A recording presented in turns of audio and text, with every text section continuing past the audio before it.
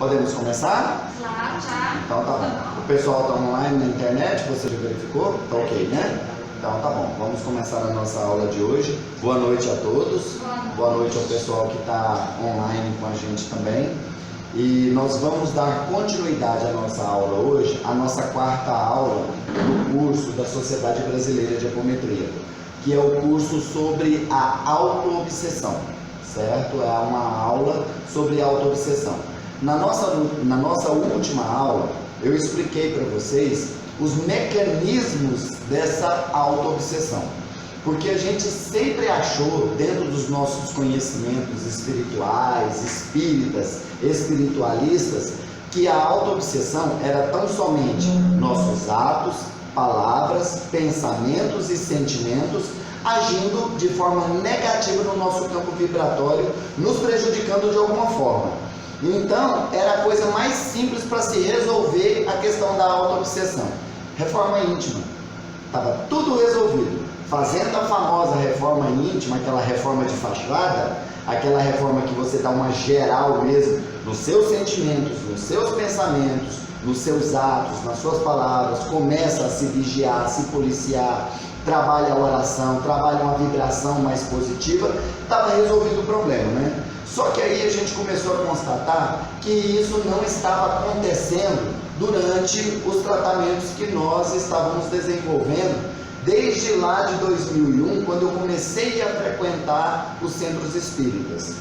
A gente notava que sempre acontecia de um consulente reincidir numa situação que estava sempre aquela questão assim de recorrência, sabe? Sempre aquela reincidência e tudo mais.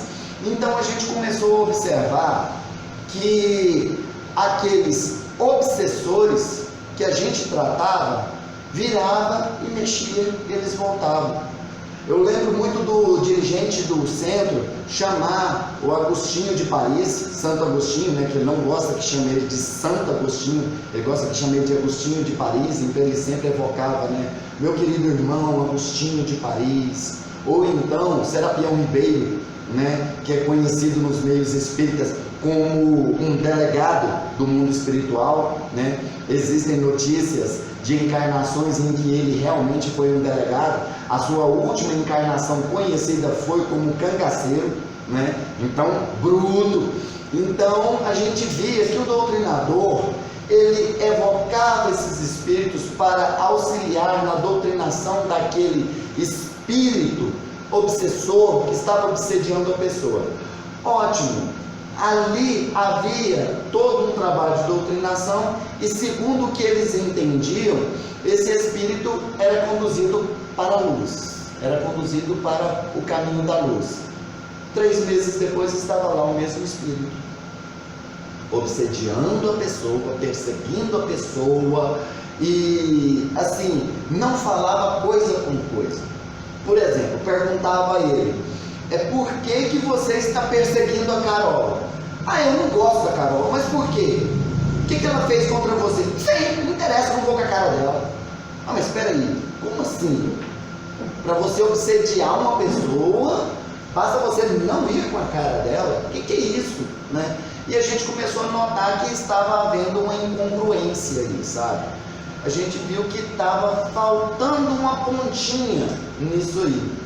Foi quando a gente descobriu as questões que foram tratadas na aula passada, das personalidades múltiplas e dos subníveis de consciência ou subpersonalidades. A gente explicou bem na nossa última aula quais são essas manifestações, né, do nosso registro de memórias. É como se fosse uma lembrança que tomasse forma e começasse a se manifestar no nosso campo energético. Expliquei direitinho que a personalidade é ligada a outras existências e a subpersonalidade está ligada à existência atual. A personalidade é o registro de memórias de toda uma existência. Já a subpersonalidade são fragmentos da atual existência. Dei bastante exemplo a respeito disso aí e ficou assim bem consolidado com relação a essas novas situações que se abriram, esses novos horizontes que se abriram para a gente. Aí me perguntaram, daí como a gente faz para identificar essas personalidades, diferenciar o que é um espírito obsessor de uma personalidade? Como que se identifica? Aí eu fui e falei, se você não tem evidência para poder observar isso, então você vai fazer o tracionamento do cordão fluídico, porque a identificação para se saber se é alguém encarnado ou alguém desencarnado é a questão do cordão fluídico, aquele mesmo cordão que é cortado no momento do nosso desencarne. Então, desencarnado tem o cordão cortado, então não haverá aquele cordão. Já o encarnado, ou seja, quando se manifesta uma personalidade de alguém que está encarnado, essa personalidade tem o cordão prateado ligado no seu bulbo raquidiano. E aí eu ensinei para vocês, Odair, mas eu não tenho evidência para ver esse cordão. Quem tem evidência, fantástico, bate o olho e vê. Agora, quem não tem evidência? A primeira questão, quando não se tem evidência e você não tem certeza de que situação aquilo ali está se tratando, você vai perguntar, quem é a Ângela para você? Pode perguntar, numa boa. E ele vai responder.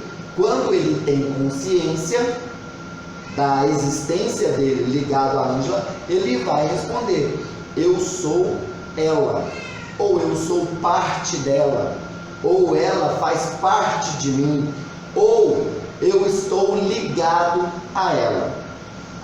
Certo, você está ligado à Ângela, então a gente já percebeu que você faz parte do condomínio espiritual ao qual ela pertence. Agora eu preciso saber se você é um fragmento dessa existência ou a lembrança de uma existência passada. Você é uma lembrança dela dessa vida ou de outra? Ele vai falar, olha, eu sou dessa vida. Não, eu sou de outra. Como você sabe que é de outra? Porque eu sou um homem, por exemplo. Então foi uma existência em que a Ângela estava encarnada numa roupagem masculina, né? Ou então fala assim, olha, eu sou dessa existência, mas eu sou a Ângela com 15 anos.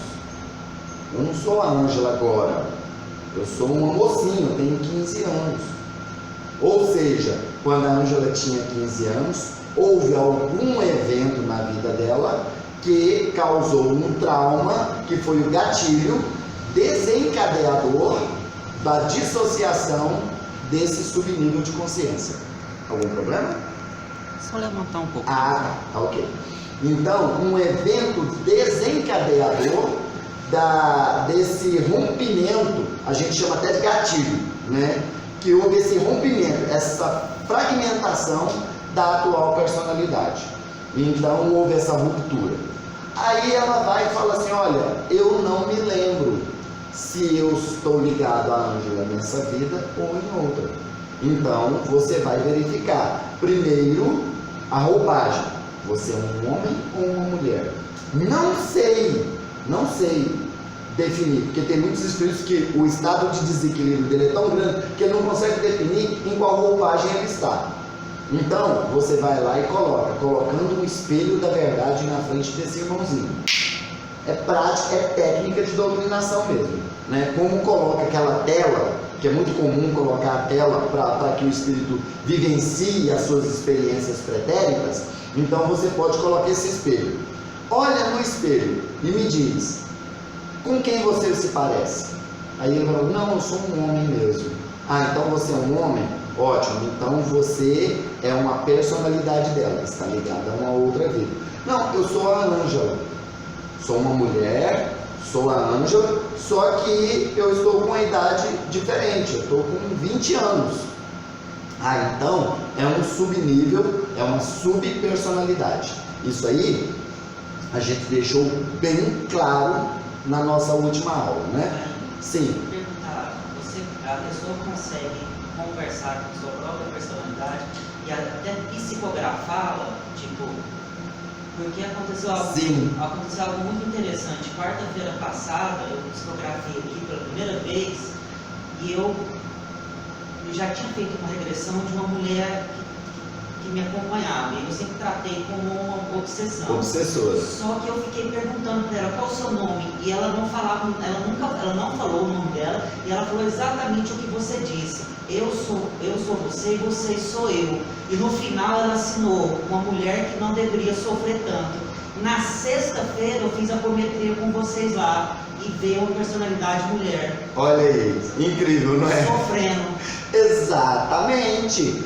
Existe essa possibilidade, sim. Sabe por quê? Porque da mesma forma que ela mantém contato com você, influenciando em você, nós vamos falar aqui sobre esses 4 itens, que é vamos dizer assim, a forma com que essas personalidades podem te influenciar. Da mesma forma que ela pode conversar no seu inconsciente, você também pode conversar com ela. Você também pode influenciá-la. Você pode doutrinar as suas personalidades. Você tendo conhecimento, por exemplo, você tem uma personalidade sua, que é a personalidade de um guerreiro mongol, matava todo mundo, matava até a mãe dele, não tinha um pingo de dó de ninguém, piedade nenhuma. Aí, de vez em quando, esse guerreiro mongol, ele se manifesta na sua personalidade, ele se manifesta no seu psiquismo, fazendo com que você tenha atitudes agressivas. E atitudes agressivas com pessoas que você ama, com pessoas que estão próximas a você. Aí o que acontece? Esse guerreiro mongol, ele vai influenciar o seu psiquismo. Enquanto você não sabe da existência dele, você acha que aquele surto de raiva, aqueles surtos que você tem, que é 880, você estoura de uma hora para outra, e não importa com quem, se é no trânsito, se é com sua esposa, se é com sua mãe, se é com um irmão seu, você simplesmente explode, né? E você não consegue identificar. A partir do momento que você vira e fala assim, isso pode ser uma personalidade minha. A partir desse momento, a hora que o mongol vem, por exemplo, que você vai estourar com a sua esposa, aí você lembra e fala, opa, esse não sou eu. Essa raiva, essa fúria não vem de mim. Eu sou calmo e pacífico. E aí você vai conversar com ele. Olha, eu sei que você faz parte do meu agregado espiritual. Eu sei que você faz parte do condomínio do qual eu sou o síndico hoje. E eu sei que na sua época tudo era resolvido no grito e na espada. Só que hoje não é assim mais. Eu preciso que você me traga a sua sabedoria, a sabedoria do seu povo, uma sabedoria ancestral. Os mongóis, eles eram muito religiosos, eles cultuavam os animais, o cavalo era um animal sagrado para os mongóis. Então, traz isso para mim, traz essa religiosidade, traz essa fé para mim, e não a parte violenta. Você pode doutrinar a sua própria personalidade a partir do momento que você reconhece a existência dela. Numa boa, com certeza. E ela pode se manifestar no seu psiquismo, fazendo você psicografar tranquilamente. Porque se ela interfere no seu psiquismo, fazendo você ter crises de ansiedade, fazendo você ter crises de tristeza, pensamentos suicidas, sofrimento, tudo isso, então ela pode também se manifestar no seu psiquismo e fazer você psicografar numa boa, sem nenhum problema. Pode acontecer sim, com certeza. Sim. Uma pessoa com problema assim, né, que está sofrendo esse tipo de autoobsessão, procura ajuda psicológica. Normal, vai no psicólogo. Esse psicólogo que não tem esse conhecimento assim seu, que vai pelo lado científico mesmo da psicologia, consegue ajudar a pessoa? Ajuda em parte, porque hoje a psicologia já está trabalhando o transtorno de, de personalidades múltiplas.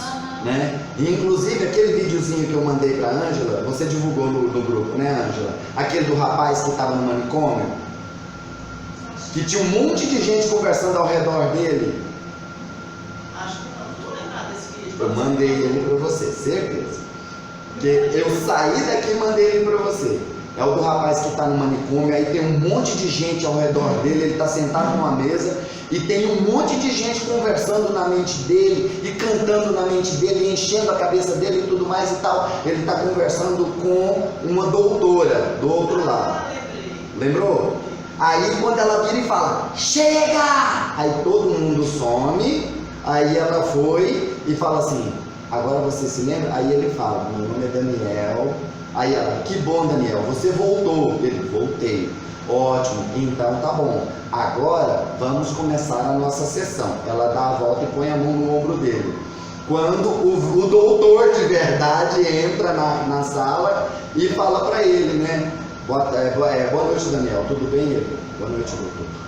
Com a doutora, a personalidade da doutora trabalhando no psiquismo dele para poder ele responder o psiquiatra que estava atendendo ele. Então, hoje já existem, aí dentro da psicologia, da parapsicologia, da psiquiatria, já determinados conhecimentos a respeito desses transtornos de personalidade. Tanto que o transtorno bipolar é uma dessas frequências. Só que a bipolaridade geralmente é o quê? São dois polos extremos, né? Completamente antagônicos. Ou é triste demais, ou é alegre demais, ou é calmo demais, ou é nervoso demais, né? E aí já tem aquelas pessoas que a gente já fala que não é bipolar, é tripolar. Aí já tem 3 personalidades. E aí vai tendo cada vez mais personalidades sendo diagnosticadas, né? Aquele livro Muitas Vidas, Muitos Mestres, ele fala justamente dessa situação aí, né? Então ele vai descobrindo esse mundo de personalidades que a menina tinha dentro do seu registro de memórias. É fantástico, né? Brian Weiss, né? Exatamente. Foi ali que ele começou a investigar as questões de vida após a morte. Super interessante, né? Foi o caso, isso, a reencarnação, foi o caso que levou ele a se aprofundar nas questões sobre reencarnação, né? Então hoje já tem psicólogo, psiquiatra que pode ajudar. Claro, eles não vão obter um resultado 100%, porque deveria haver a união entre a medicina e a espiritualidade, e isso ainda não aconteceu, né? Então aí geralmente o que eles fazem? Dopam o paciente, dá-lhe remédio, né? Dá-lhe tarja preta para poder controlar aqueles picos que acontecem, né? Lembrou do vídeo agora? Lembrei, mas eu lembrei que eu não concluí. Lá em casa é assim, eu começo, eu tenho que interromper, e eu não terminei de ver, por isso que eu passei por via de novo. Eu mudei de celular e alguma coisa ficou no outro. Eu lembro que eu mandei para você ele e alguma outra coisa. Eu acho que eu mandei um vídeo da Lenise Lucena sobre eu acho que da Lenise Lucena. Depois eu vou olhar. Que ela cita o caso de uma moça que foi queimada na fogueira na Santa Inquisição, e que em uma festa junina lá no Nordeste, ela vendo a fogueira queimar lá, o pessoal em volta da fogueira, aquele nível de consciência, aquela personalidade se dissociou, se manifestou e pôs na cabeça dela aquele trauma por causa da morte na fogueira. A partir dali ela começou a desenvolver um transtorno de personalidade e foi diagnosticada com depressão.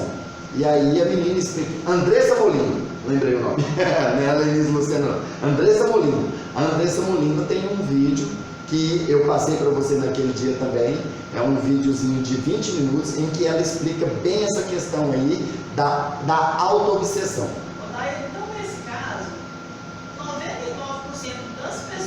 se auto-obsediam. Eba! Isso é uma coisa natural. Que maravilha! Exatamente! É essa a conclusão que eu preciso que as pessoas cheguem.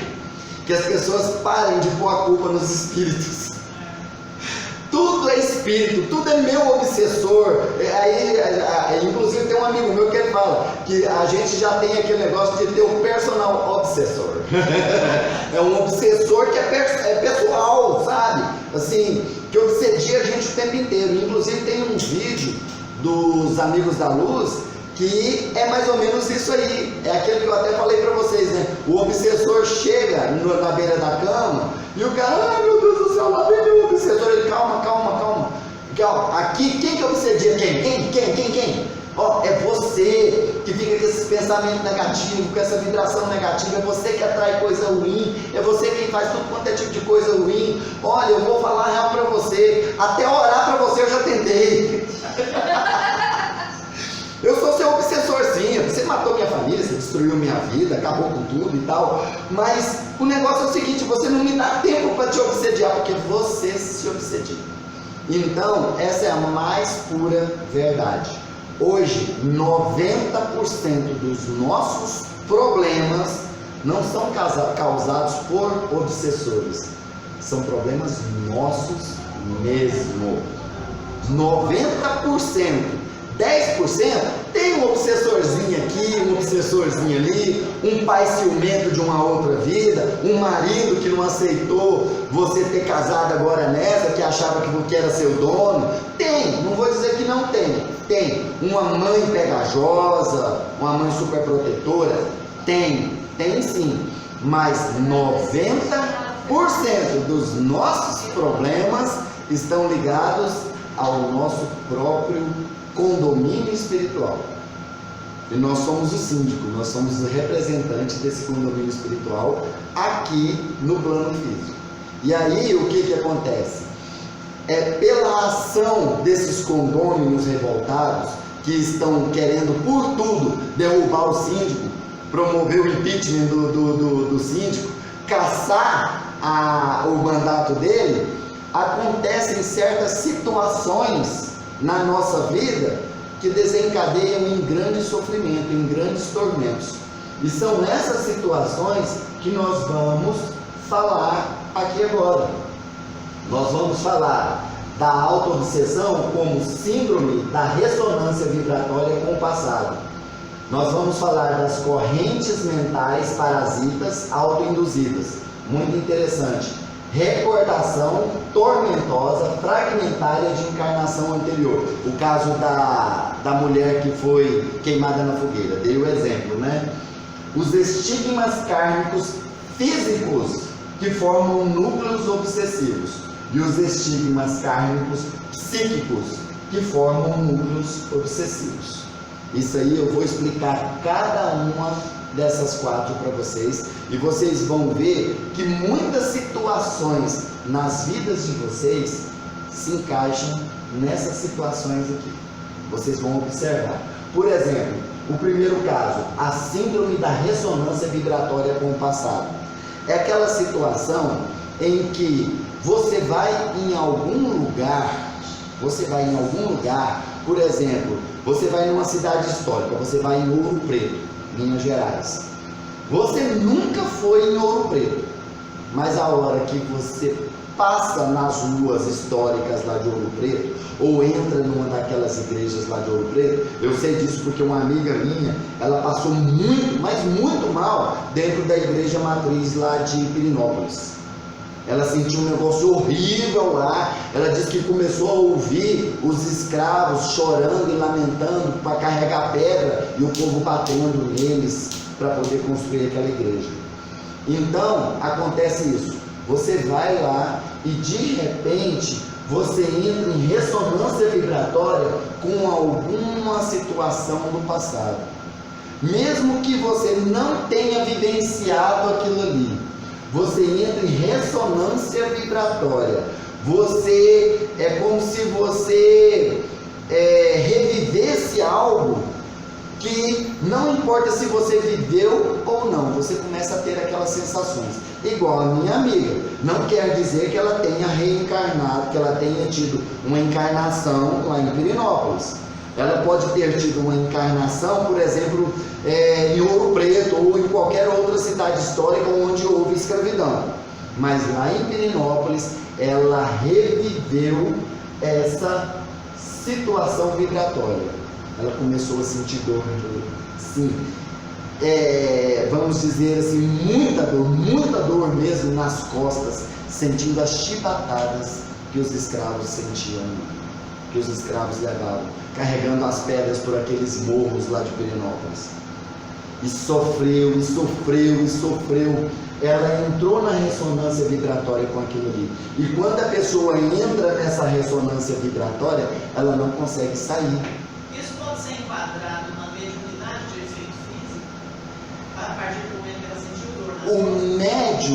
O médium, eu prefiro acreditar que é um médium sensitivo e o médium empata, aquele que tem empatia, sabe? Então, eu tenho comigo que pode até ser a união dessas duas faculdades mediúnicas, né? Que faz com que a pessoa, ela entre em ressonância, ela entre na vibração daquela situação que foi vivenciada ali, sabe? O médium de efeito físico, geralmente, é aquele que promove manifestações como coisas, movimentos, aparições, né, materializações, né, e batidas em porta, batida em mesa, essas coisas, né? O médium de efeito físico é aquele médium que é o doador de ectoplasma para que esses efeitos aconteçam. Os efeitos físicos acontecem graças à doação de ectoplasma que o médium fornece para que os espíritos presentes possam utilizar esse ectoplasma de alguma forma para promover aquele efeito físico, certo? Aí, o médium que é empata, ele consegue captar a energia vibratória daquele local e começa a sentir as coisas que os espíritos que passaram por ali sentiram. Eu tenho um vídeo da Carol Capel, que ela foi naquele campo de concentração lá da Polônia, Auschwitz. Ela foi em Auschwitz, fazer uma visita em Auschwitz, e ela passou muito mal lá dentro de Auschwitz. Ela falou assim, a sensação mórbida é ainda muito forte. Então, uma pessoa que é sensitiva, ela sente a energia do local e sente a energia que ficou impregnada ali, porque tudo deixa a impressão digital, tudo deixa uma vibração em qualquer lugar. Eu pegar nesse controle aqui, eu deixei minha digital nele, eu deixei minha vibração nele, eu deixei o meu cheiro nele, e isso acontece em qualquer coisa, em qualquer lugar. Aquela energia fica impregnada ali. Então ela foi lá e passou mal em Auschwitz. É muito comum a gente ver a pessoa que entra nessa síndrome de ressonância vibratória, ela não consegue mais sair. É geralmente aquela situação em que a pessoa entra num estado depressivo e não consegue mais sair. Ela não consegue entender por que ela entrou naquele estado depressivo. É aquele tipo de coisa assim que as pessoas viram e falam assim, mas por que você tem depressão? Né? Que é igual eu brinco muito, depressão rima com insatisfação. Algo está te deixando insatisfeito, mas a pessoa vira e fala, não tem motivo. Eu não tenho motivo para estar deprimido. Eu não tenho motivo. A minha vida é boa, eu tenho boa saúde, eu tenho um ótimo marido, eu tenho filhos maravilhosos, eu tenho o emprego dos meus sonhos, eu não tenho dificuldade financeira, eu não tenho problema, mas eu não sei de onde vem essa tristeza. Eu não sei por que eu sou triste. Eu não sei. Por quê? Porque ela entrou em ressonância vibratória com algum evento do passado. E pode ser que esse evento tenha ligação com ela ou não tenha ligação com ela. Vou dar um exemplo para vocês de ressonância vibratória com o passado, de pessoa que tem a ligação, para que vocês entendam. Uma moça que ela foi tratar com a gente uma questão que era o seguinte: ela já estava com quase 25 anos de casada. E ela foi bem clara na hora que ela chegou para fazer o tratamento. Ela falou assim: olha, eu tenho um problema sério com a questão sexual. Eu não sinto prazer. E o pior, eu sinto asco, eu sinto nojo, eu sinto desprezo quando eu mantenho relação sexual com meu marido. Então é terrível, ele me cobra, ele é super contrariado porque eu não gosto. É um negócio absurdo. Ah, mas você tem alguma desculpa? Não, não tenho. Foi estuprada? Não. Sofreu violência sexual? Abuso sexual quando era criança? Não. Com o seu marido, como foi? Seu marido é um ogro, te trata mal, não é carinhoso? Não, meu marido é carinhoso, meu marido é atencioso, ele tem paciência demais comigo, mas eu não consigo. Eu não consigo. Assim, gostar. A hora que eu lembro que eu tenho que manter relação sexual com ele, eu entro em pânico, eu surto, eu fico assim, eu tenho que me preparar psicologicamente uma semana para manter relação sexual com meu marido. Muitas vezes eu termino uma relação chorando. Ela falou: eu termino a relação chorando, porque eu não consigo explicar o que é. Não consigo. Não, então vamos abrir a sua frequência. Ótimo, a hora que a gente abriu a frequência dela, manifestou-se uma personalidade dela que tinha sido aprisionada em uma torre e mantida como escrava sexual de um conde.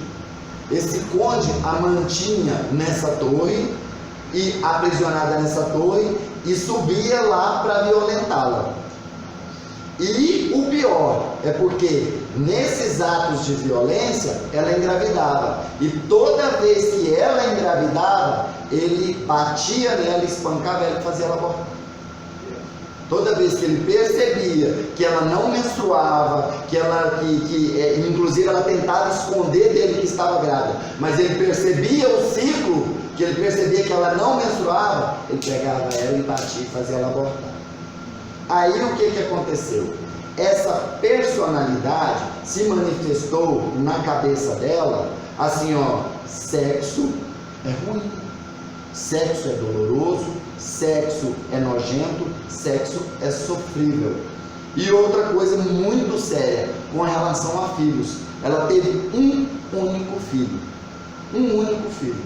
Na marra, porque ela falou assim: olha, foi na marra, porque assim, meu marido chegou num ponto em que ele virou e falou assim: olha, se você não quer me dar filho, eu vou caçar outra que me dê, porque não tem lógica nenhum. Aí teve um filho apenas, que na cabeça dela ter filho era ruim, engravidar era ruim. Essa personalidade se manifestava no psiquismo dela dessa forma. Chegava ao ponto de que ela engravidava e abortava espontaneamente. O organismo dela expulsava o feto, isso repelia o feto. Não pode engravidar, você não pode ter filho. E ela expelia o feto. Pergunta? Na sua prática doutrinária, você fala muito em abrir frequência. Sim. Explica melhor para a gente como que a gente consegue isso, quantos médicos precisam, o que é necessário para abrir a frequência de alguém. Para abrir a frequência de alguém, para abrir a frequência de uma pessoa, você precisa de um doutrinador experiente, você precisa de um captador psíquico ou um médium de psicofonia e um médium de apoio. Se você tiver esse trio, 3 pessoas, você já pode abrir a frequência de uma pessoa, sem nenhum problema. Quanto maior o grupo, melhor, porque ali podem se manifestar 2 ou 3 personalidades ao mesmo tempo. Pode se manifestar uma personalidade aqui e um obsessor ali, sem nenhum problema. Mas se você tiver um doutrinador experiente, se você tiver um médium de captação psíquica ou psicofonia e um médium de apoio, que é o doador de ectoplasma, é o médium de sustentação, muito conhecido como médium de sustentação. Se você tiver esses 3, você já pode abrir a frequência de uma pessoa. E como que você abre a frequência de uma pessoa? Você dá o comando para a abertura da frequência. Da mesma forma que quando você vai fazer um tratamento de desobsessão com um consulente dentro de um trabalho de desobsessão espírita, você fala, vamos tratar fulano de tal, não é? Pois é, então você pode falar dentro da abertura de frequência, vamos abrir a frequência mental, espiritual e física de fulano de tal. Numa boa. E aí, o certo, quando eu vou abrir a frequência de uma pessoa, vou abrir a frequência de uma pessoa, primeiro ponto, eu elevo o padrão vibratório da mesa, elevando o padrão vibratório da mesa, para que a mesa esteja num padrão vibratório elevado, certo? Então, elevando o padrão vibratório da mesa, 1, 2, 3. Se eu sentir que o padrão não conseguiu chegar a um nível energético suficiente, então vamos fazer uma oração. E aí a gente faz uma oração, faz uma leitura do Evangelho, sabe? Canta alguma música de elevação para poder elevar o padrão vibratório. Elevou o padrão vibratório, igual no nosso grupo tem o Sérgio, que ele adora cantar pontos de umbanda na mesa, sabe? Ele canta baixinho, mas está sempre ali cantando ponto. Ele está sempre sustentando vibratoriamente a mesa. Então eu elevo o padrão vibratório da mesa, ótimo. Aí vem o consulente. Aí a gente vai e fala para o consulente, explica para ele como que vai ser o tratamento. Aí a gente pede ele para fazer a abertura do Evangelho e explica para ele, olha, a abertura do Evangelho vai ser uma bússola, para um norte, para que nós possamos fazer o seu atendimento. Então pega o Evangelho entre as mãos, se concentra, eleva o seu pensamento a Jesus e abra espontaneamente o Evangelho. Onde você bateu o olho, você me mostra, que eu vou ler um trechinho para você. Aí a pessoa vai lá e aponta aquele trecho, a gente lê. 99,9% das vezes, o trechinho que a gente leu do Evangelho ali se casa maravilhosamente com a situação que ele relata lá. Igual, eu tenho problemas familiares, eu tenho problemas com minha família. A hora que a gente vai olhar lá no Evangelho, ingratidão dos filhos e os laços de família. É incrível. A pessoa tem algum distúrbio ligado à questão de mediunidade não trabalhada, não desenvolvida. E aí sofre por isso, né? Porque é aquela situação da mediunidade sofrida, né? Aí não desenvolveu, não praticou, não trabalha espiritualmente, então acaba sofrendo porque sente as energias, incorpora no meio da rua, acontece um monte de coisa. Aí eleva o pensamento, abre o Evangelho, não ponhais a candeia debaixo do alqueire. É incrível, bate sempre em cima. Tanto que geralmente no nosso grupo a gente não fornece a ficha para os membros da mesa, somente o dirigente da mesa tem acesso à ficha, porque aí ele sabe o conteúdo ali do que vai ser tratado. Aí ele vira, muitas vezes eu brinco muito, eu pergunto para a pessoa, preciso explicar a ligação da leitura com os seus sintomas? A pessoa geralmente, não, tá muito na cara, deu na cara, ótimo, então tá bom, perfeito. Aí a gente tira a pessoa da mesa para que o núcleo obsessivo dela não venha interferir, bloqueando as manifestações. A gente tira a pessoa da mesa e manda para a sala de reiki. Então ela vai receber uma sessão de reiki lá na sala de reiki, enquanto a gente está abrindo a frequência dela lá na mesa. Aí a gente dá o comando, pedimos permissão à espiritualidade superior para abrirmos a frequência de Cássia Aparecida dos Santos Azevedo. 1, 2, 3, 4, 5, 6, 7. E a gente abre assim. Aí depois eu ainda dou mais um reforço, entrando na frequência mental, espiritual e física de Cássia Aparecida dos Santos Azevedo. Aí os médiuns começam a manifestar as personalidades. Os médiuns começam a manifestar as personalidades. Aí tem aquele médium que já começa a estribuchar, já tem aquele médium que começa a esbravejar, a falar, não quero estar aqui, eu não quero estar aqui. E tem aquele médium que ele fica assim, eu estou sentindo, mas não estou entrando. Eu estou sentindo, mas não estou entrando. Ah, tem uma mulher gritando na minha cabeça.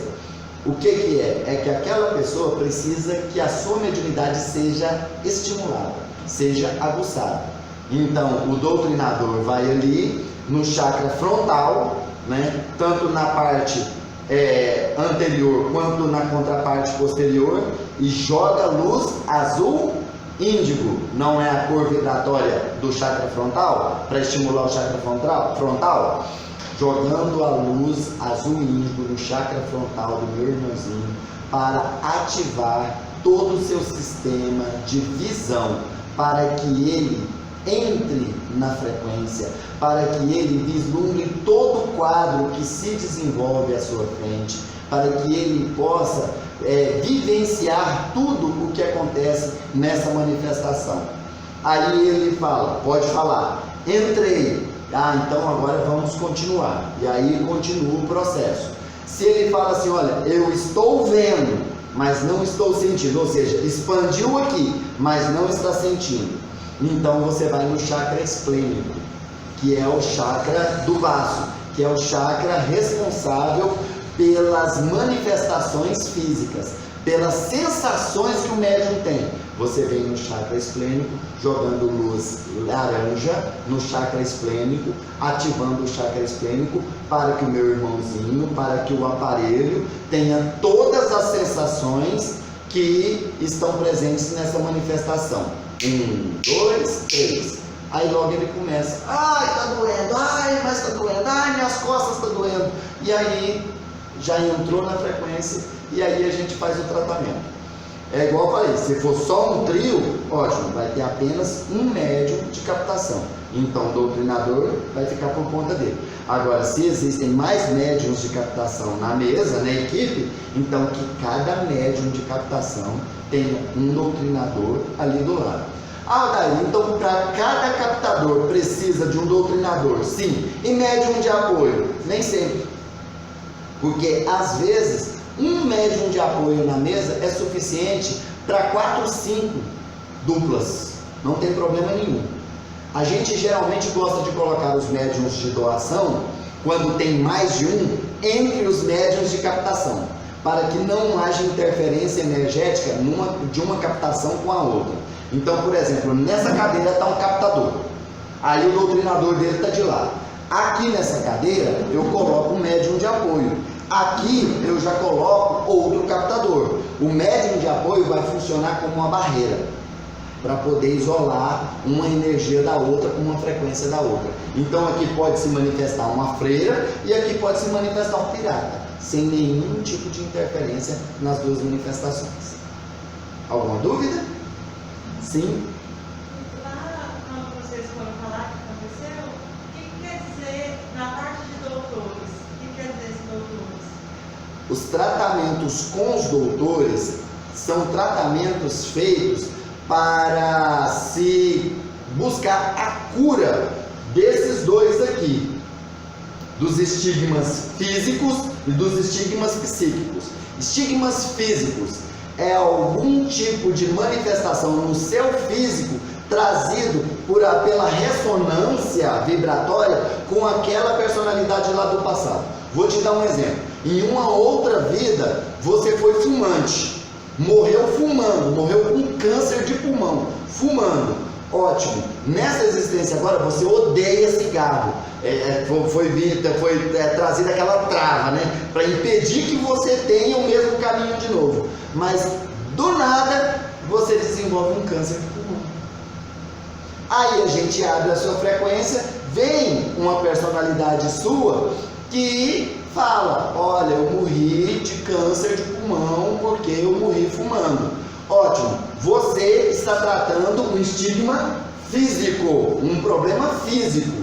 Então você vai para o atendimento com os doutores, porque os doutores vão tratar isso no seu agregado espiritual. Eles vão tratar isso principalmente no seu corpo astral. Lembra na aula de corpos que eu expliquei para vocês que o corpo astral é o que dá forma ao corpo físico?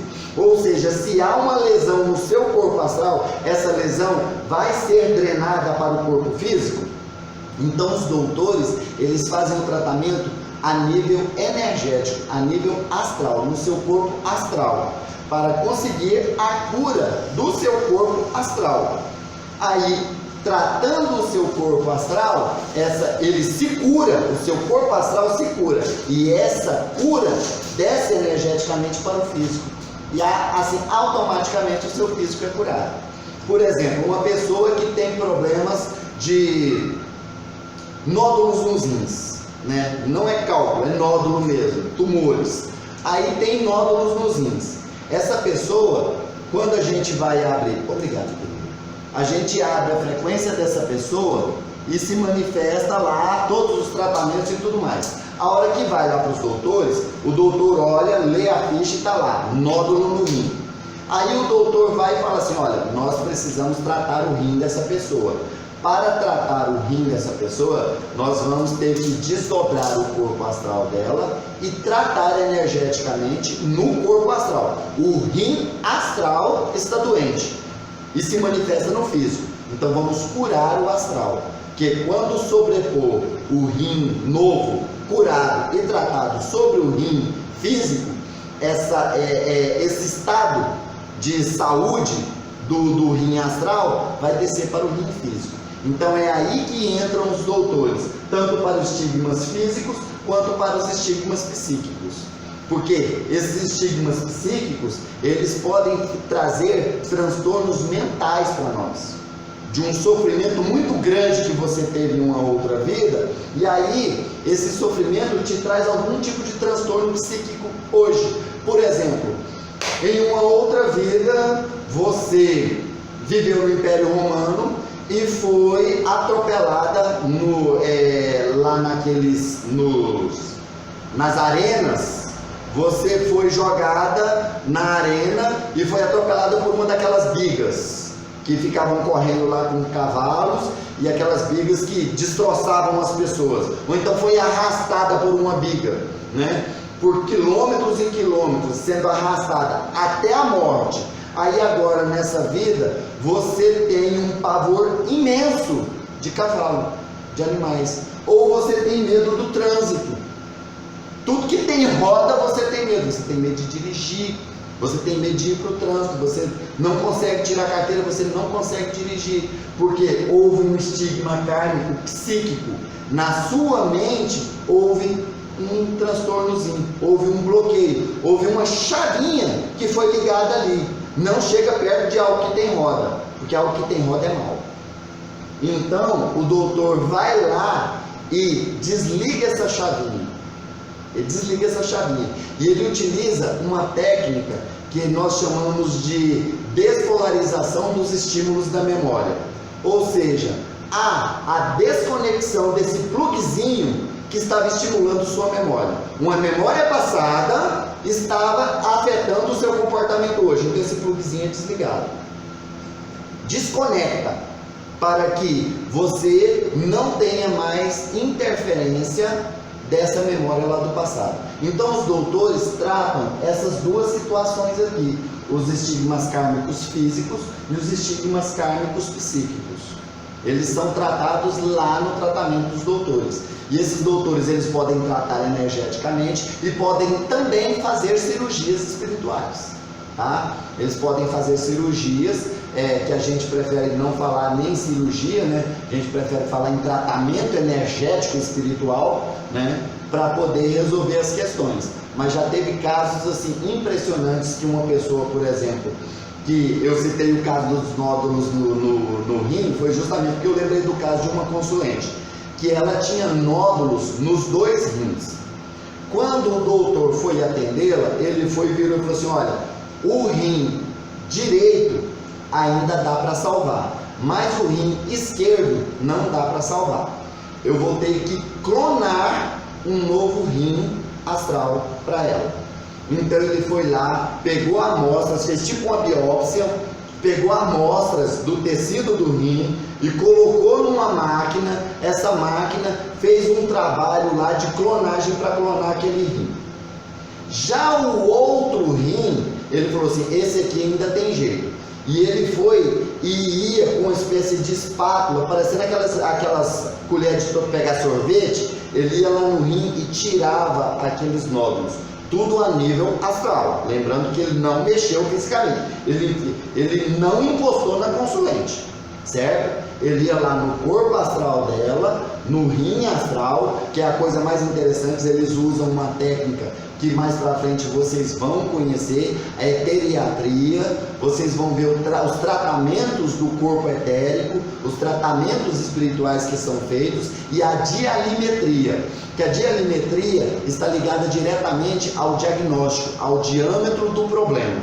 Aí o que acontece? Ele pega um rim que é desse tamanho aqui, e ele coloca ele como se fosse numa plataforma e faz ele crescer, expande o sistema daquele rim, e aquele rim fica desse tamanho aqui. Ou seja, um nódulozinho que era para ser desse tamanho, agora vai virar uma bola desse tamanho.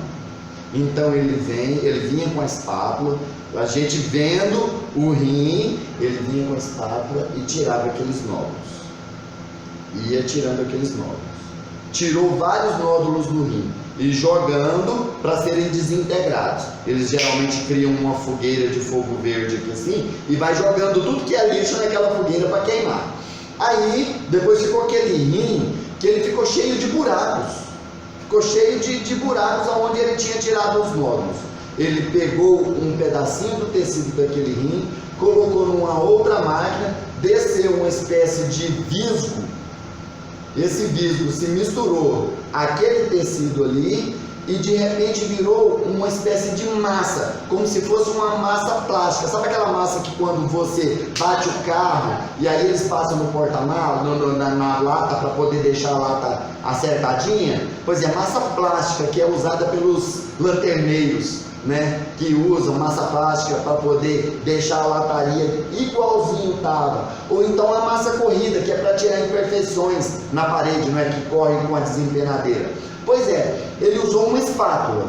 Ele pegava essa massa, uma espécie de bandeja, com a espátula aqui, ele vinha e passava essa massa e tampava aqueles buracos.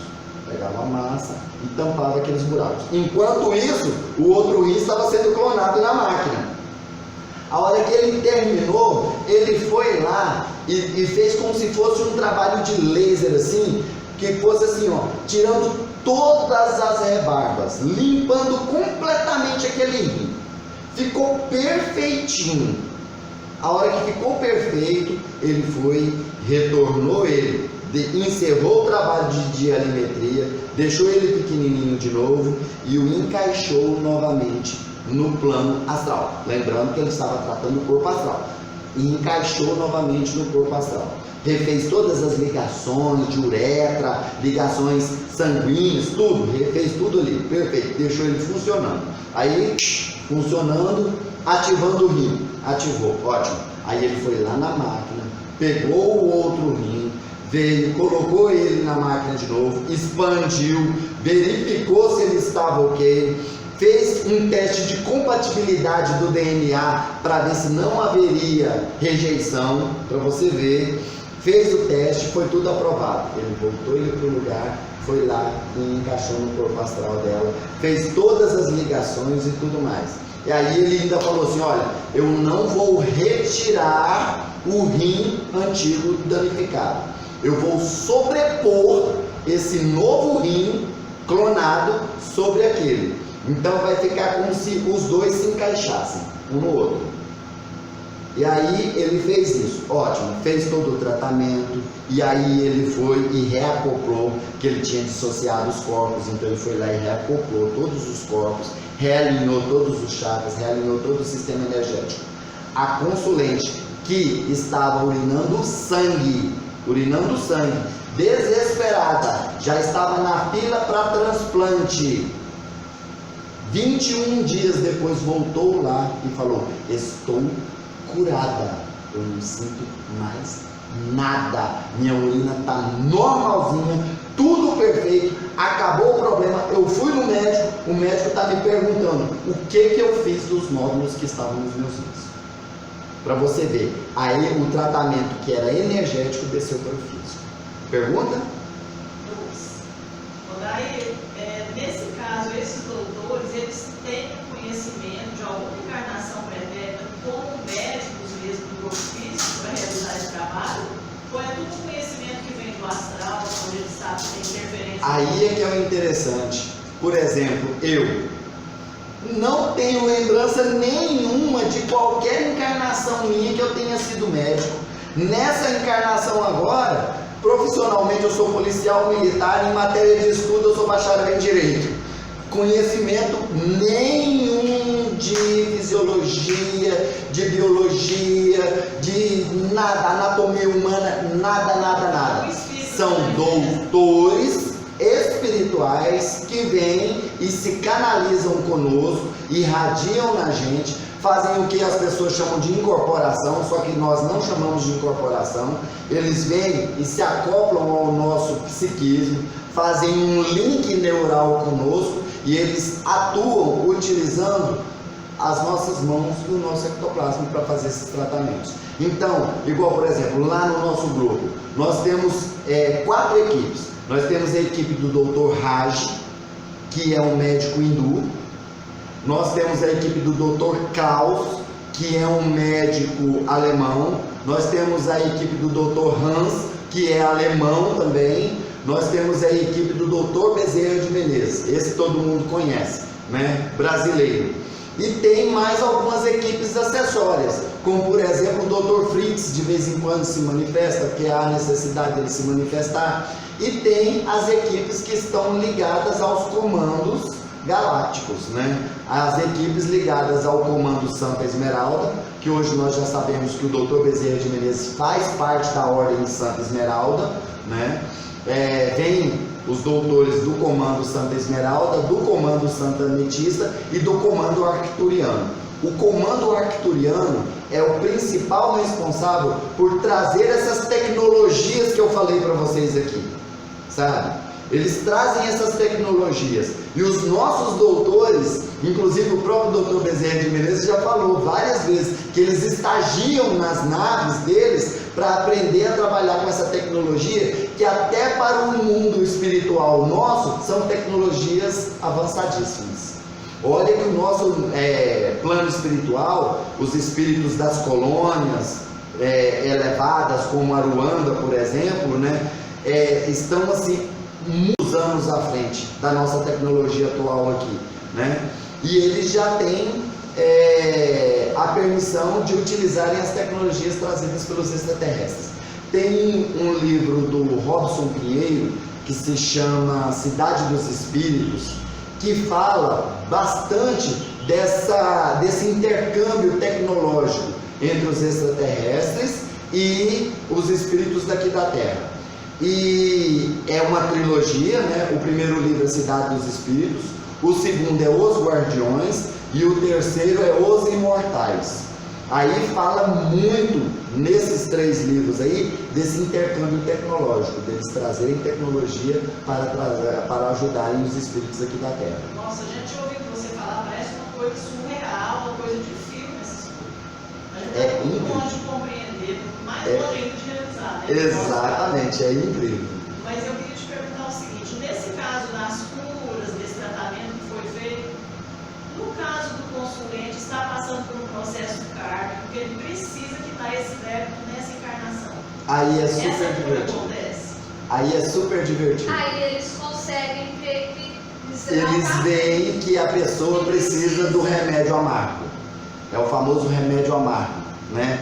Então, eles não interferem. Tanto que nós falamos lá, que sempre que a gente vai fazer algum tipo de intervenção, eles fazem a intervenção com a permissão da espiritualidade, no que for possível, no que for permitido, sem interferir no livre-arbítrio da pessoa e sem interferir na carga kármica da pessoa. Ou seja, a pessoa precisa daquele remédio amargo ali, ela precisa passar por aquele processo ali. Então o que acontece? Esses doutores, eles vêm e auxiliam, tipo assim, atenuando o sofrimento daquela pessoa e dando a ela esperanças e avivando a fé naquela pessoa para que ela possa buscar a sua autocura. Aí o doutor passa o Ho'oponopono para fazer, passa a oração do perdão para fazer, passa, por exemplo, se a pessoa está sofrendo por causa de uma faculdade mediúnica não desenvolvida, uma faculdade mediúnica tolhida, aí ele vira e fala, ó, você precisa trabalhar mediunicamente, porque se você trabalhando mediunicamente, você curando o próximo, você vai se curar. Então os doutores passam essas orientações também.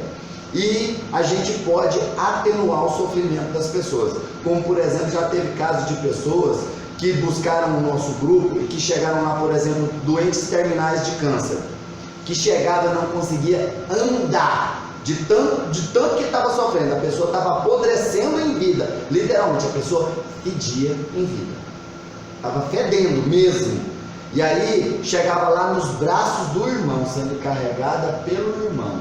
Os doutores foram tratando ela, e ela foi melhorando, mas sempre aquele diagnóstico, o câncer está aí ainda, mas foi dando qualidade de vida para ela. Foi dando qualidade de vida para ela. Ela estava bem, estava melhor, estava se alimentando, melhorou muito a fisionomia, ela era verde, ela mudou a coloração e tudo mais e tal, e todo mundo, a família inteira feliz, porque ela estava bem, mas eles falavam, ó, a gente leva no médico, o médico fala, o tumor está lá, mas ela está tendo qualidade de vida, ela está vivendo bem. E aí o que acontecia? Assim, uma hora do nada, a pessoa, pluf, morria. Aí a família vinha e falava, olha, já vários casos vieram e agradeceram a gente, vocês nos deram a oportunidade de nos prepararmos para o desencarne dela. Vocês deram para a gente a oportunidade de viver mais um pouco com ela, porque o médico tinha falado para a gente que ela tinha 5 dias de vida, ela viveu mais 2 anos com a gente, e viveu bem, viveu feliz, estava bem, ia no médico, o tumor estava lá, o médico ficava sem entender, mas como assim, você não está sentindo dor? Não, doutor. Mas você não sente dor? Não. O médico já tinha cancelado as quimioterapias, falou, não vamos mexer com quimioterapia, porque não resolve, é só para trazer mais sofrimento para ela. Então não vamos fazer quimio, não vamos fazer rádio. O médico pergunta para ela, mas você não sente dor? Ela, não. Mas com um tumor desse tamanho? Não sinto dor. Já teve um senhor chileno que ele já fez um tratamento assim com a gente, e era câncer de próstata. E já tinha enraizado no osso, já tinha feito uma metástase para o sistema ósseo, estava espalhado em toda a bacia dele, e ele fez o tratamento com a gente. O médico, olhando o exame dele aqui e vendo a situação que o tumor dele estava, ele olhava para o exame, olhava para ele assim, olhava para o exame, olhava para ele, sem dolor? Ele, no dolor. Ou seja, sem dor, não tinha dor. O médico, mas como? Como que você não está sentindo dor? Não estava sentindo dor. Então deu uma melhor qualidade de vida. E aí teve a oportunidade de aí entrar a questão que eu falei, reforma íntima. Essa senhorinha mesmo, a irmã dela era dirigente de um centro de Umbanda, mãe de santo num centro de Umbanda. Ela não botava o pé lá no centro de Umbanda, não participava de nada com a irmã. Depois desse tratamento, durante esses 2 anos, ela acompanhou a irmã no trabalho de Umbanda, ela acompanhou a irmã nos trabalhos de caridade que a irmã fazia. Os 2 anos ela veio para a Romaria de Trindade para agradecer ao Divino Pai Eterno pelas curas que ela recebeu, que igual ela falou, o câncer estava lá, mas ela não sentia a presença dele. Então os doutores podem sim atenuar esse sofrimento sim. Não vai retirar aquilo que é carga kármica, que a pessoa precisa passar, precisa aprender com aquilo ali, é o remédio amargo que aquela pessoa precisa, mas eles podem dar uma boa qualidade de vida para aquela pessoa, sim, com certeza. Dúvidas? Então vamos lá. Bem, com relação à síndrome de ressonância vibratória compassada, ficou bem esclarecidinho? Ótimo. Então agora nós vamos passar para as correntes mentais parasitas autoinduzidas. Gente, é a famosa peia magnética. o famoso chip auto-induzido, auto-colocado, os implantes auto-colocados, que a gente chama de auto-sabotagem, de auto-boicote.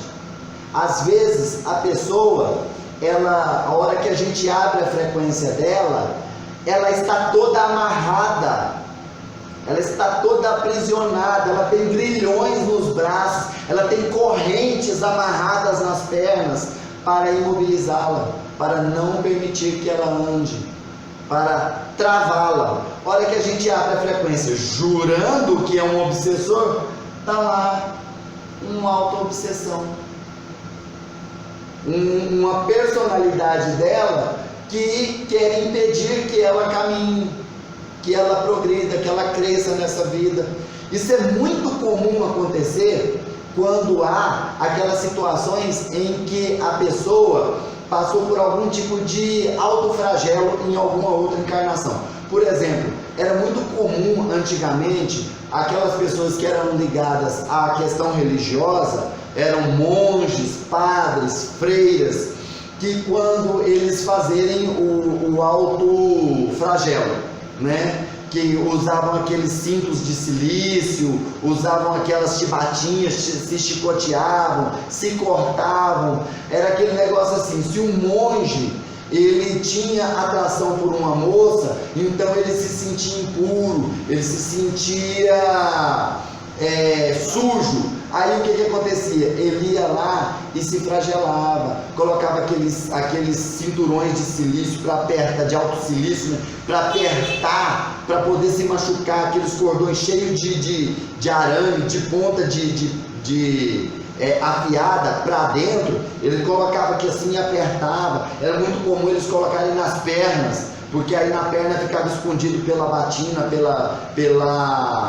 capa deles, né, pelo manto deles. Colocava muito nas pernas, apertando, colocava nas partes íntimas. As freiras colocavam muitos instrumentos de tortura nas partes íntimas. Inclusive, havia casos até delas se automutilarem, cortarem o clitóris para não haver prazer, para não sentirem prazer. Era uma coisa assim bem doída mesmo. Aí agora, de repente, essa pessoa vem numa nova encarnação e com uma proposta completamente diferente: casar e ter filhos. Ótimo, beleza. Aí aquela personalidade da freira vai se manifestar e vai fazer com que ela sofra e ela não consiga ter prazer nas suas relações sexuais. A hora que ela vai manter relação sexual com o marido, com o noivo, com o namorado, seja com quem for, ela sente dor, muita dor, ela não consegue ter prazer. A gente vai lá e abre a frequência, está lá uma corrente mental parasita sendo colocada nela, provocando tortura, provocando dor, provocando repulsa com relação a homens. A gente já diagnosticou vários casos de pessoas, por exemplo, mulheres que não são lésbicas, mas também tem nojo de homem. Aí aquela pessoa que ela vira e fala assim: não, eu tenho que viver sem sexo. Por quê? Porque se eu for ter contato com mulher, eu não sou lésbica, eu não gosto. Mas homem também eu tenho dificuldade, eu não consigo ver um homem me acariciando, me tocando. Isso aí são as correntes mentais parasitas autoinduzidas, que pode, por exemplo, ser colocado inclusive em forma de implante neural, para que essa pessoa não consiga pensar de forma equilibrada com relação ao sexo oposto. E isso pode ser com relação a várias coisas. Por exemplo, uma pessoa que na última encarnação morreu de um acidente aéreo, morreu de avião, um acidente de avião. Agora nessa encarnação, aquela personalidade que morreu de acidente de avião vem e coloca um chip, uma corrente mental na cabeça dessa pessoa, para que toda vez que ela pense em andar de avião, vem aquele pânico que ela não sabe da onde. E ela não consegue entrar num avião. Mesmo com todo mundo explicando: olha, é o meio de transporte mais seguro que existe. Não, eu não dou conta. Olha, você não vai ver. Não, eu não dou conta. Não dá conta. O chipzinho está acionando. Não entra, avião é perigoso, você vai morrer. E pronto, acabou e não consegue entrar. Ontem nós tivemos um exemplo de um tratamento desses com uma consulente que ela foi para ser tratada no nosso tratamento lá e foi super interessante.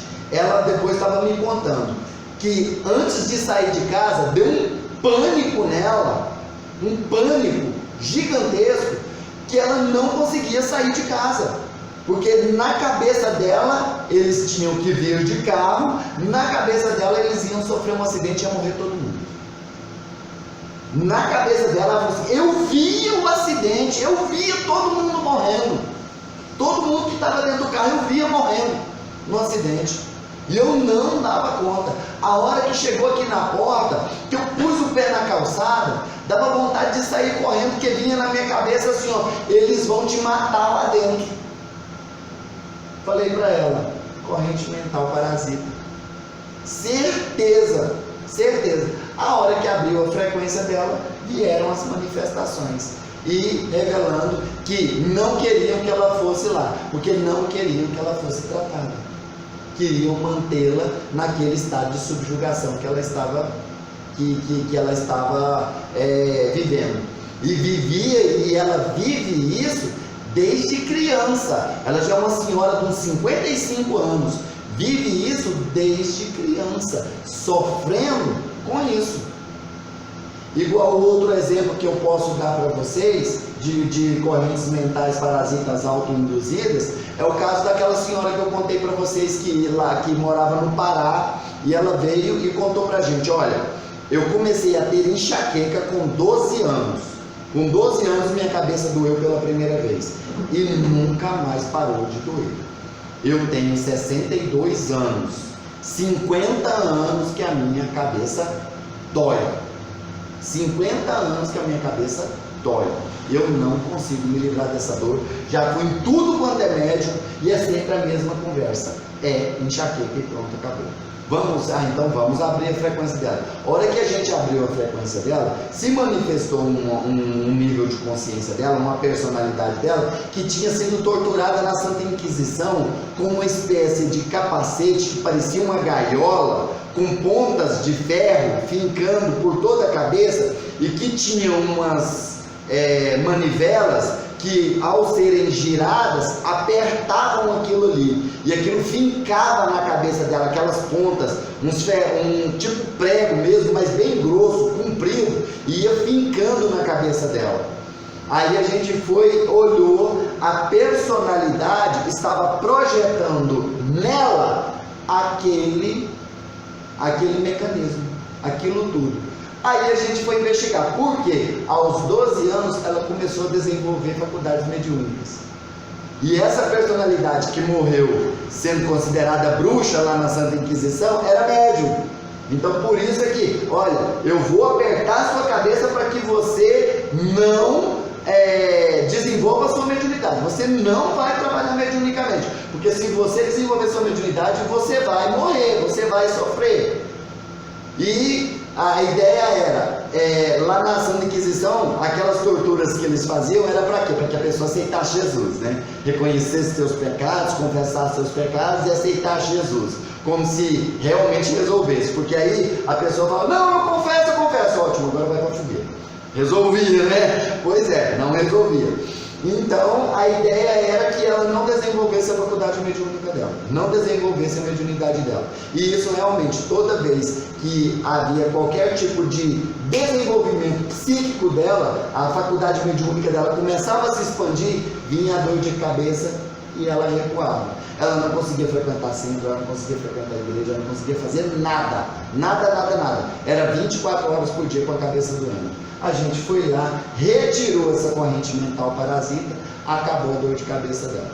Depois de 6 meses ela voltou, veio lá do Pará, falou assim, eu vim lá do Pará só para contar essa história para vocês. Eu passei 50 anos com a cabeça doendo e tem 6 meses que a minha cabeça não dói. Naquele dia vocês tiraram o meu sofrimento. E é batata, é incrível. E tem todo tipo de corrente mental, como eu falei para vocês.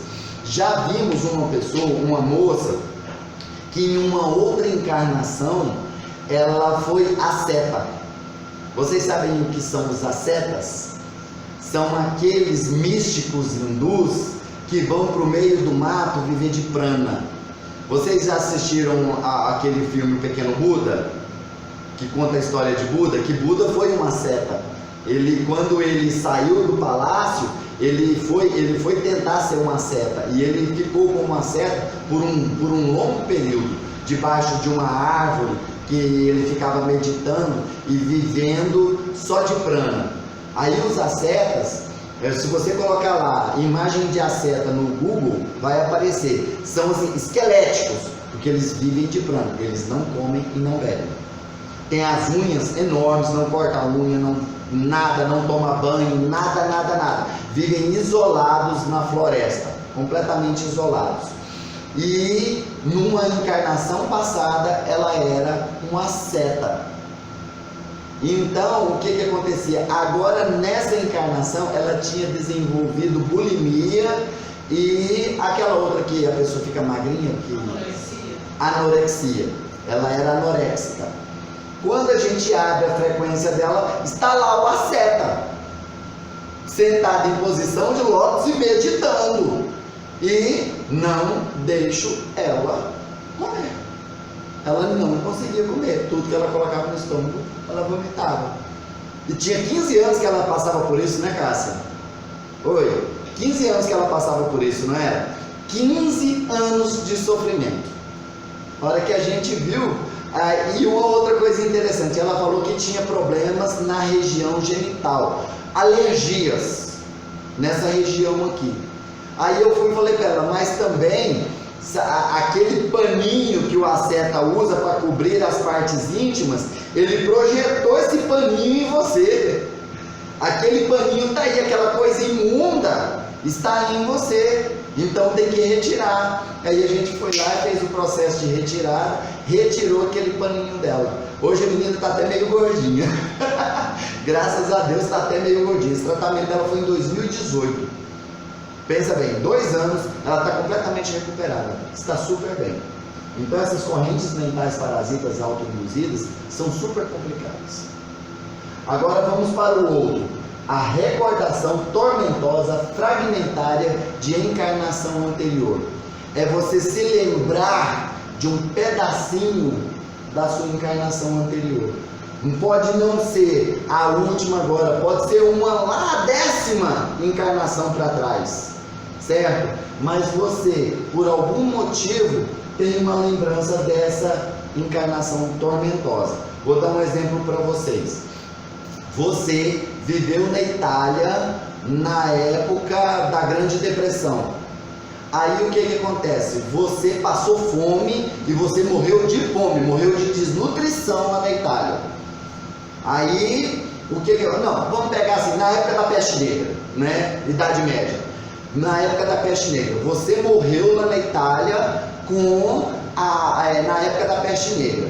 Ótimo. Agora, de repente, você ouve no rádio uma música italiana, essa música é o gatilho para acordar, dissociar aquela personalidade italiana que se lembra daquele sofrimento, daquela existência que ela morreu de peste negra.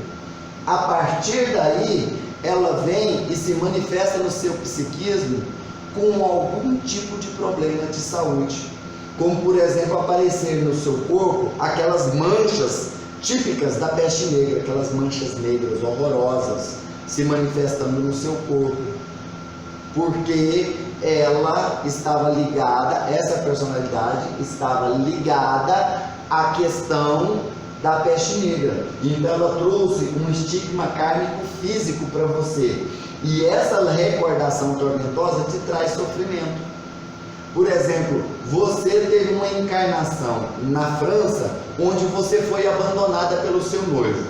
Você estava noiva, preparando para se casar, e de repente o seu noivo vai e deflora você e te abandona. Aí você entra em depressão, sofre e vai até morrer. Isso era muito comum. As moças suicidavam, as moças entravam em depressão e morriam, tomavam veneno, fazia de tudo. Aí o que acontece? Agora, nessa nova encarnação, você está vivendo a sua vida normalmente, até ali por volta dos 15 anos, feliz da vida, tranquila, sem nenhum problema. Aí de repente você ouve uma música francesa. Você ouve Je t'aime, né? Aquela musiquinha que todo mundo conhece que é francesa. Você ouve uma música francesa.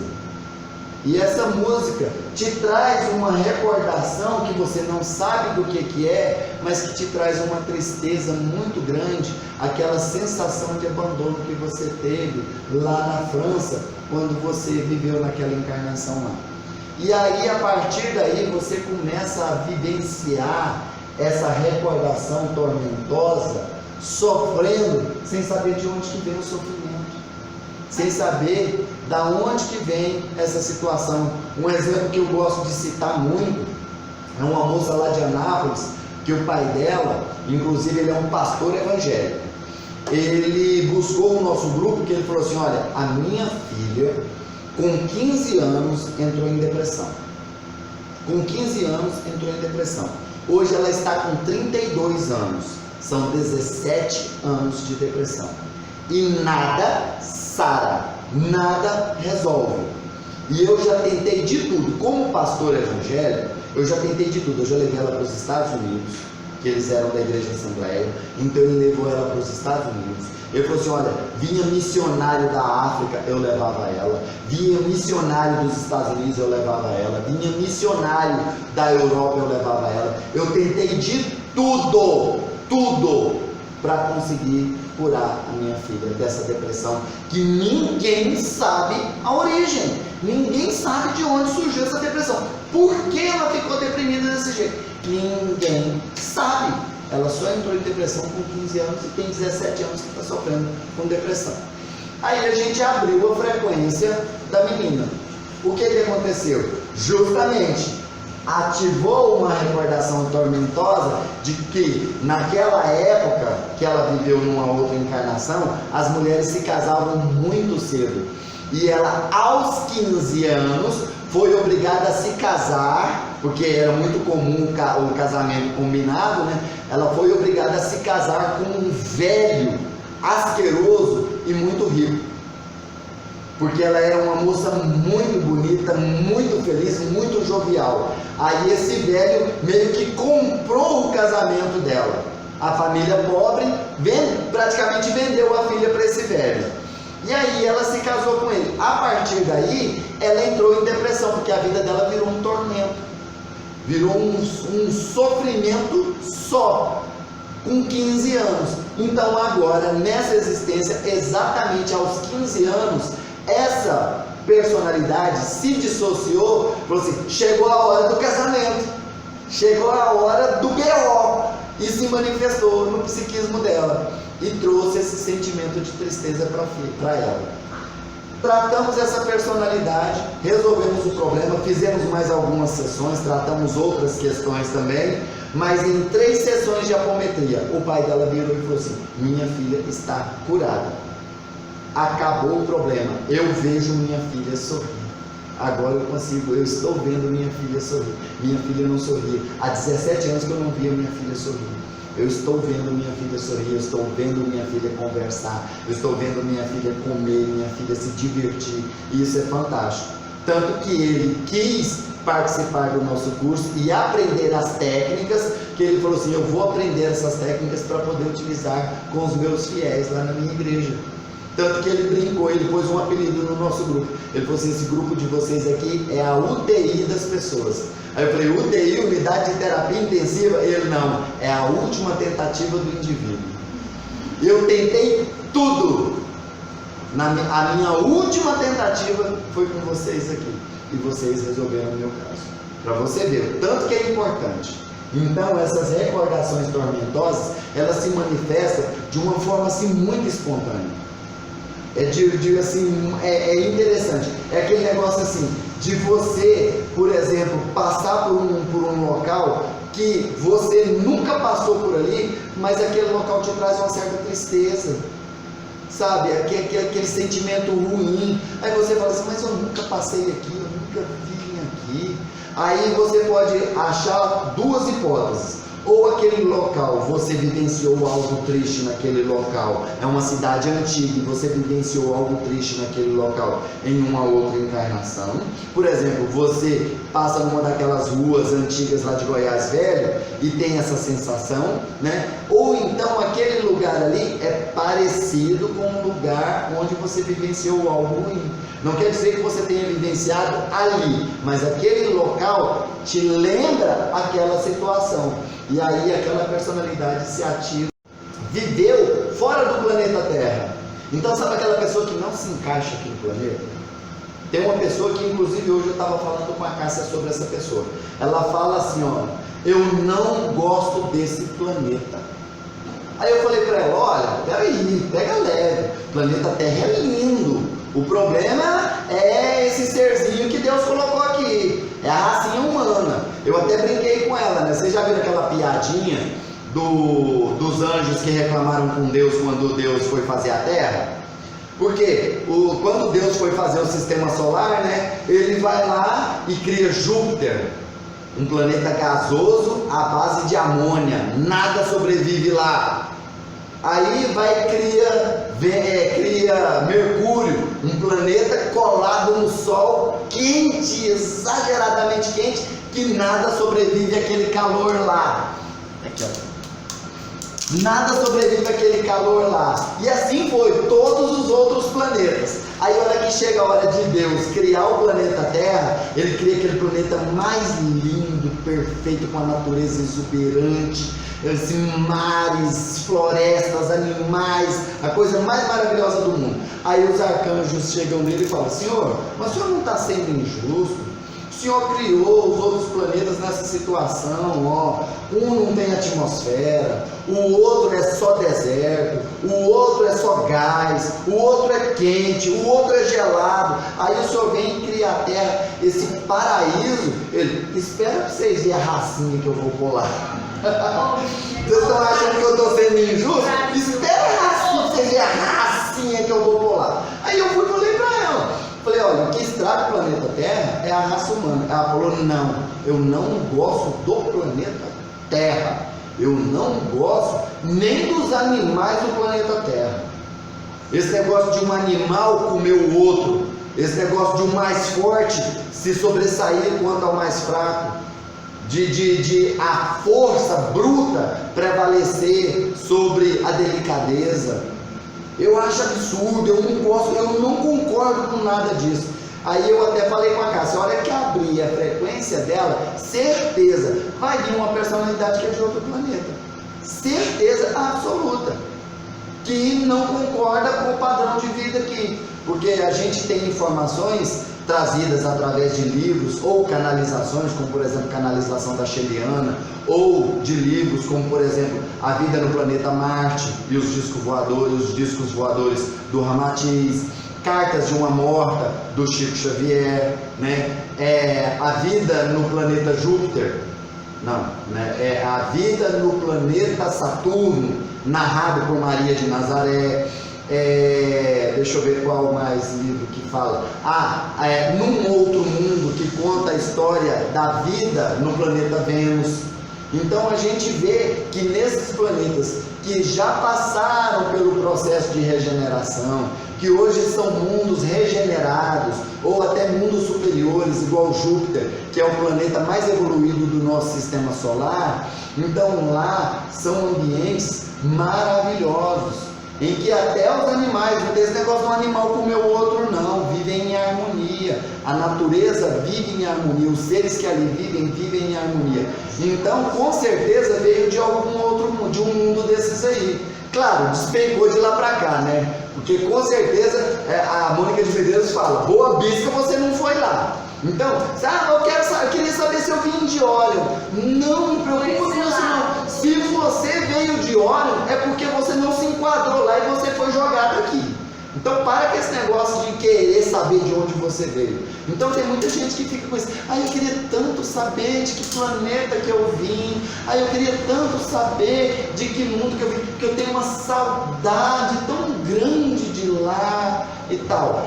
Esse tipo de coisa, sentir essa saudade de algo bom, e isso quando te motiva a fazer coisas boas aqui, a viver uma vida boa, a crescer, a transformar esse nosso mundinho de expiação e prova num mundo melhor, pelo menos ao seu redor, criar bolhas de regeneração ao seu redor, beleza, mas e quando isso te afunda?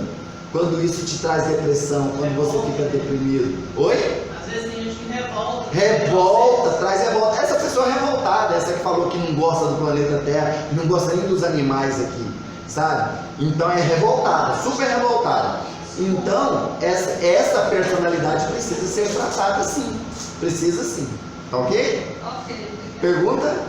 Essas recordações, elas podem vir em forma de sonhos recorrentes? Sim, com certeza. Essas recordações podem vir, porque quando você sonha, quando você dorme, você se desdobra. O seu espírito desagrega do corpo físico. Aí faz aquela que a gente chama de projeção astral, viagem astral, certo? E como no plano astral não existe noção de tempo e espaço, como o nosso aqui é aprisionado, então o tempo lá e o espaço, eles são elípticos. O seu espírito pode dar saltos quânticos e voltar no passado para aquela situação que foi vivenciada. Então, toda vez que você se desdobra, seu espírito vai para aquela situação. E podem ser situações boas, você pode vivenciar uma situação boa que foi vivida lá no passado, ou ele pode estar aprisionado a essa recordação tormentosa de sofrimento. Então você sonha sempre com a mesma situação de sofrimento. É sempre a mesma situação, porque seu espírito volta e vivencia aquela situação ali. Mas a apometria, ela pode acabar também tipo de sonhos? Claro, com certeza. Com certeza. Igual a gente já teve vários casos de pessoas que tinham aqueles ataques que são considerados ataques espirituais de íncubos e súcubos. Já ouviram falar? Espíritos demoníacos que sugam a energia sexual das pessoas. Então, principalmente mulheres são atacadas durante os seus sonhos e literalmente estupradas espiritualmente por esses espíritos para que sejam sugadas as suas energias. Mas acontece com homens também. Por isso que muitos homens têm aquela famosa poluição noturna. O cara nem sabe o que sonhou, aí ele acorda com poluição noturna.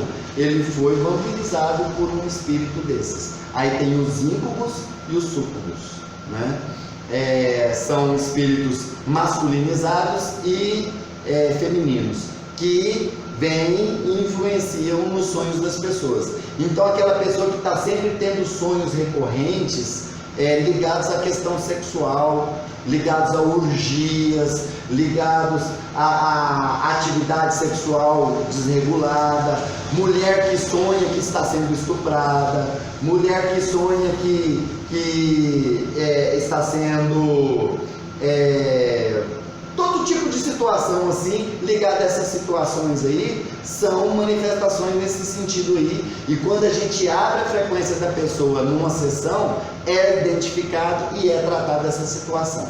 Tratadas as situações de personalidades, de subpersonalidades e também esses ataques espirituais e esses saltos que o espírito dá, esses saltos quânticos de regressões no passado. Inclusive a gente já identificou pessoas que têm saltos quânticos para o futuro, que são progressões no tempo. Elas sempre têm sonhos com o mundo destruído, sempre têm sonhos apocalípticos, o melhor termo, né? Sempre sonha sonhos apocalípticos, sempre é jogada no futuro. E aí é que é o perigo, porque quando